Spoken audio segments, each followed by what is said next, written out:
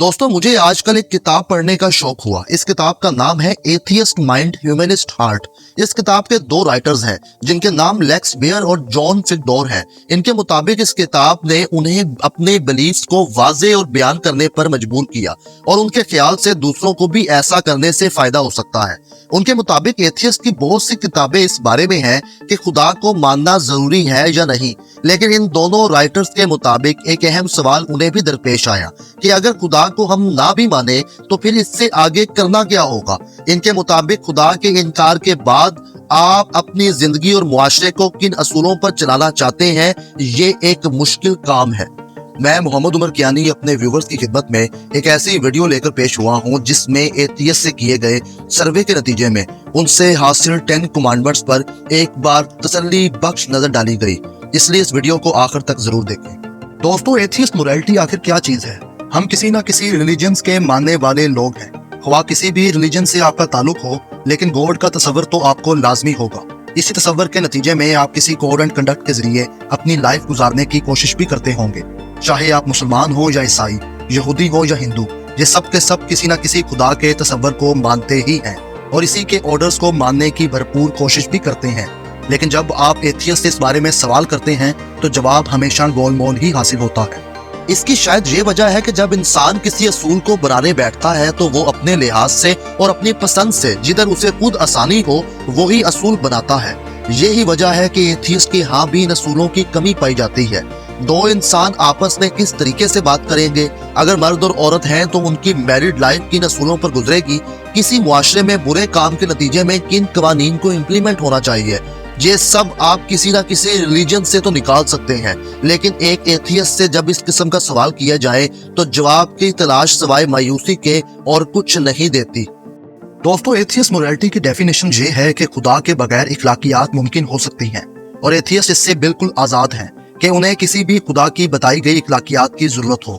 इसका मतलब है कि एथियस्ट ना सिर्फ इखलाकी जिंदगी गुजारने के काबिल हैं, बल्कि वो किसी भी रिलीजन फॉलोअर से ज्यादा इखलाकी जिंदगी गुजारने के काबिल हो सकता है, क्योंकि उनके नजदीक खुदा के मानने वालों के रूल्स गलत हैं। इसी सिलसिले में साल 2014 में लेक्स बेयर और जॉन फिगडोर ने एक सर्वे किया जिसमें 18 मुमालिक और 27 अमरीकी रियासतों से आए हुए एथियस्ट शामिल थे। इस मुकाबले का मकसद सिर्फ ये था कि खुदा के वजूद से इनकार करने के बाद किन बेसिक प्रिंसिपल्स पर मुआशरा चलना चाहिए। तकरीबन 2800 के करीब तजवीज़ात इस सर्वे के बाद एथियस्ट की तरफ से सामने आई, जो इस मुकाबले के जजेस के सामने पेश हुई। जजेस ने इनमें से 10 तजवीज़ात को फाइनल किया और उन्हें बेहतरीन असूल के तौर पर पेश किया।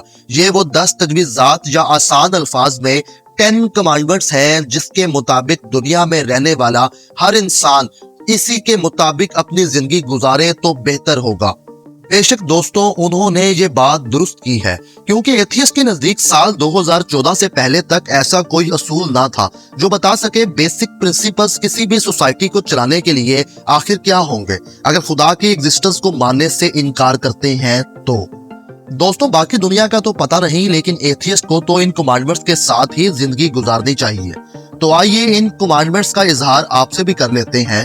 दोस्तों, आपकी स्क्रीन पर जो 10 कमांडमेंट्स हैं तो इसको अच्छी तरह पढ़ लीजिए और उसके बाद जिन कमांडमेंट्स से हमें इख्तलाफ है बारी बारी हम उन पर अपना तबसरा भी कर लेंगे।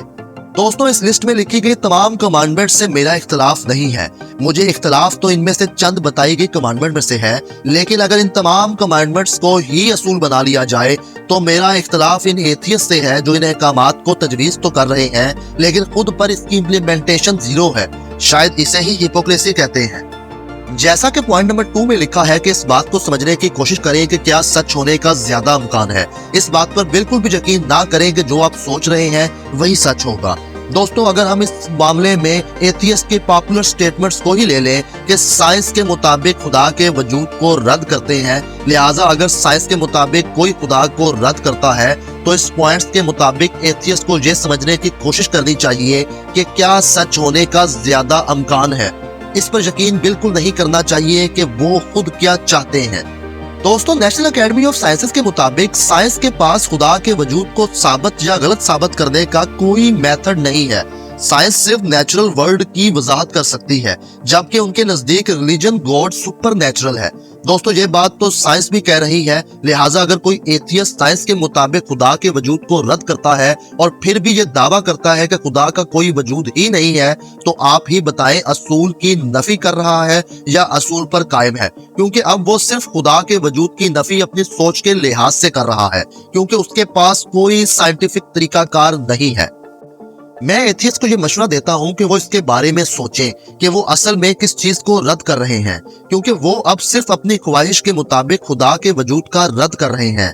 जब आपके पास कोई साइंटिफिक वे ही नहीं है खुदा की एग्जिस्टेंस को गलत साबित करने का, तो अपनी ख्वाहिश को छोड़कर आपको मजहब की तरफ देखना पड़ेगा, क्योंकि खुदा का वजूद उधर से ही मिल पाएगा। दोस्तों एथियस्ट को अपनी ख्वाहिशात से बाहर आना चाहिए, क्योंकि उनके पास हर चीज साइंस की बुनियाद पर गलत या सही होती है, लेकिन खुदा की एग्जिस्टेंस के लिए उनके पास ये मेथड खुद उनकी साइंस के मुताबिक अवेलेबल ही नहीं है। दोस्तों जैसा कि इन कमांडमेंट्स के पॉइंट नंबर 3 पर लिखा है कि साइंसी तरीका नेचुरल वर्ल्ड को समझने का सबसे काबिल एतमाद तरीका है। अब साइंस के इस ऐलान के बाद कि खुदा सुपर नेचुरल है, तो हम खुदा को अपनी इस दलील से माइनस करके कुछ नेचुरल चीजों को लेकर साइंस का इन चीजों पर जवाब देख लेते हैं। दोस्तों सबसे पहले अगर हम मेल निपल्स की बात करें तो सबसे पहली बात ज़हन में ये आती है कि इनका हमारे जिस्म में आखिर काम ही क्या है। इससे पहले कि हम साइंसी तरीकाकार पर बात करें, हम सबसे पहले एथियस्ट की इस केस पर पॉपुलर स्टेटमेंट्स का पता कर लेते हैं। ऐसी ही एक फेमस स्टेटमेंट आपको इंटरनेट पर बाआसानी मिल जाएगी। दोस्तों स्टेटमेंट के मुताबिक एथियस्ट का कहना है कि तकरीबन निस्फ मर्द और 80% से ज्यादा खवातीन का कहना है कि निपल्स इनके जिनसी जोश में इजाफा करते हैं। दोस्तों ये पढ़कर मुझे बहुत खुशी हुई कि एथियस्ट के नजदीक इस टॉपिक पर बेहतरीन साइंटिफिक मेथड पब्लिक ओपिनियन है, जो कि खुद एक साइंटिफिक मेथड नहीं है। मेरे भाइयों अगर लोगों से सर्वे करवाना किसी भी चीज को साबित करने या तरदीद करने का साइंसी तरीकाकार है, तो आप खुदा के वजूद के सवाल पर एक सर्वे क्यों नहीं करवा लेते? एथियस्ट पता नहीं ये सर्वे करवाते हैं या नहीं, तो क्यों ना एक छोटा सा सर्वे हम खुद ही कर लेते हैं। इस वक्त 2021 के सेंसस रिकॉर्ड के मुताबिक दुनिया की 7.8 बिलियन आबादी है।